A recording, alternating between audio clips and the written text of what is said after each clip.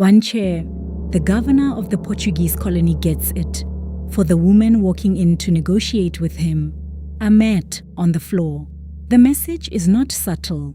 Chairs are for rulers. Mats are for subjects. Watch what she does with it.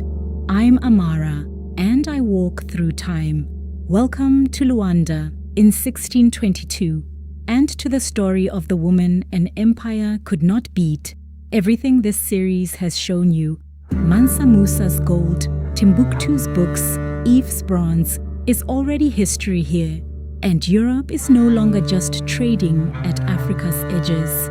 Portugal holds this beach, a fort of clay and timber, not yet stone, and it wants what lies behind it. The great Kwanza River, the green highlands, the kingdom of Ndongo. Ndongo's king has sent a negotiator, his sister. Listen, ivory trumpets. She arrives like the state she represents. Royal raffia cloth with a sheen Europeans compare to velvet. The knotted cap that means authority here. About 40 years old and fluent in exactly the game this room was built to play. So, one chair, one mat. Here is the story the world has told ever since. Offered a mat where a chair should be, she never blinked. An attendant knelt. She sat, eye to eye with the empire. She didn't ask for a seat at the table. She brought one. Then she out-negotiated them. Portugal recognized Ndongo as sovereign, not a vassal. The fort the Portuguese had pushed inland to be given up. And tribute?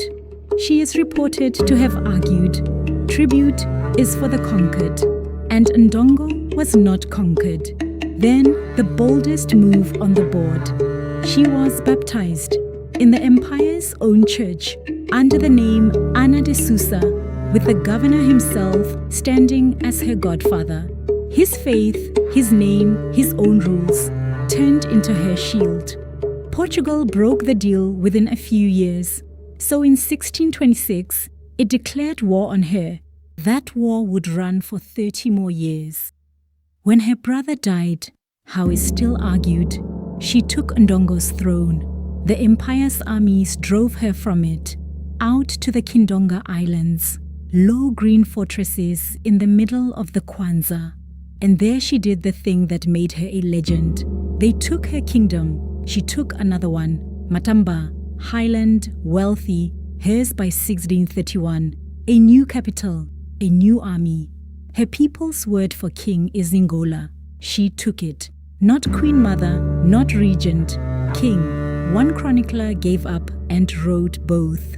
This valorous king and queen because she is a woman. She drilled her soldiers and led them in person into her 60s. And when a second European power seized Luanda from the first, she allied with the newcomer against the old enemy. Armies, treaties, sheer nerve, empire against empire, and her still standing between them. Now come with me, the shortest jump we have ever made.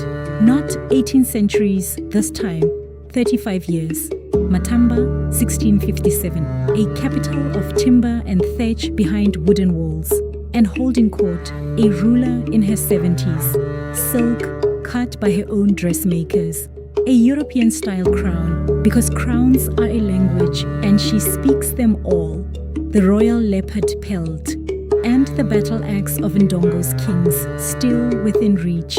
She wears whatever serves power. She always has.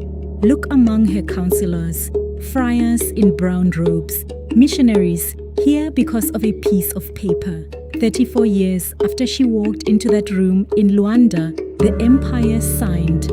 October 1656, Matamba, recognized as hers. Trade opened on her terms, and the woman they offered a mat was now exchanging letters with the Pope in Rome. And here, I owe you the harder truth. Like always, almost everything vivid about her, including that chair, reaches us through her enemies' pens.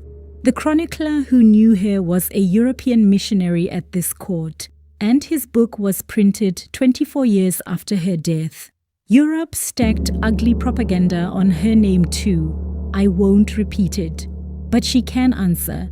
About a dozen of her own letters survive, written in Portuguese, signed Dona Ana de Sousa. Among the earliest diplomatic letters we have from any woman ruler south of the Sahara. Her enemies wrote her legend, but her own letters survive. She was not a saint. She was not the monster they drew either. She was a ruler dealt a losing hand, who refused for 40 years to lose.